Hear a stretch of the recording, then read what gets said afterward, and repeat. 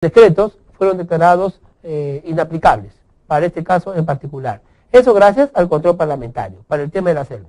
Tenemos también en la acusación constitucional y en el juicio político. Ocurre que algunos funcionarios pueden, dentro de sus funciones, realizar actos o dictar medidas normativas, medidas administrativas, resoluciones administrativas, que sean inconstitucionales. Entonces, dentro del proceso de acusación constitucional contra uno de estos funcionarios, o dentro del proceso del juicio político contra alguno de estos funcionarios, allí también puede ocurrir que parte de la acusación política o parte del juicio político, aparte de la acusación constitucional, se relacione con normas que fueron emitidas por este funcionario en el ejercicio de sus funciones, sí, pero contraviniendo la Constitución. La otra forma de control ya no es el control político parlamentario, sino el control jurisdiccional. Vamos a explicar un poco acerca de esto. Vamos a ver la diapositiva. Cuando decimos control constitucional jurisdiccional, estamos refiriéndonos al control que realiza el Poder Judicial respecto a la constitucionalidad de las leyes. ¿Cómo el Poder Judicial puede actuar de esta manera? Bueno, el control constitucional de las leyes a nivel judicial es el que tiene por objeto y control de las normas jurídicas con rango de ley. Esto se logra cuando el sistema judicial, por ejemplo, aplica normas o declara inaplicable algunas. En nuestro país, el control constitucional de las leyes a nivel judicial no está muy desarrollado. En realidad, no son los jueces de cualquier instancia los que podrán decidir la aplicación o la no aplicación de una determinada norma que aparentemente contradiga a la Constitución. En cambio, en otros países del orbe, el control constitucional a través del Poder Judicial se realiza abierta, directa, normativa y legalmente. El modelo europeo, por ejemplo, el modelo europeo habla del control concentrado, que consiste en que un ente judicial es el encargado de corregir los errores cometidos.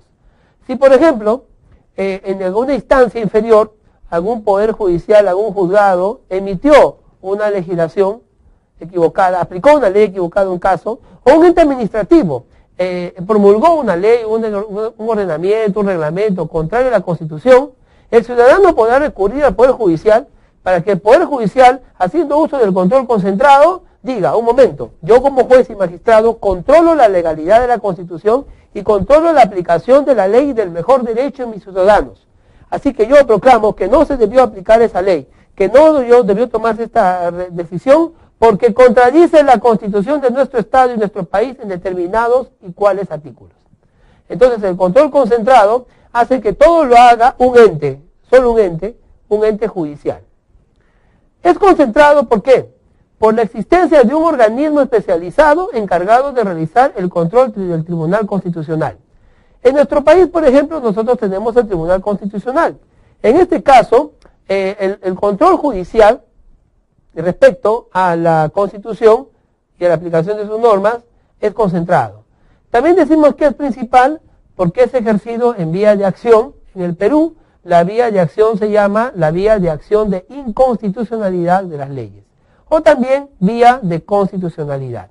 Es decir, cualquier ciudadano podrá recurrir al Tribunal Constitucional, que es un órgano,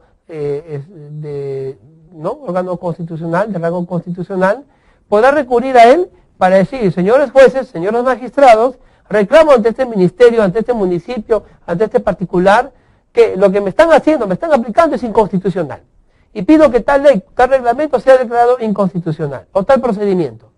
Entonces, incluso el Tribunal Constitucional podrá interpretar la Constitución y podrá dar una sentencia proclamando la inaplicabilidad o la inconstitucionalidad de una de estas normas que han sido impugnadas.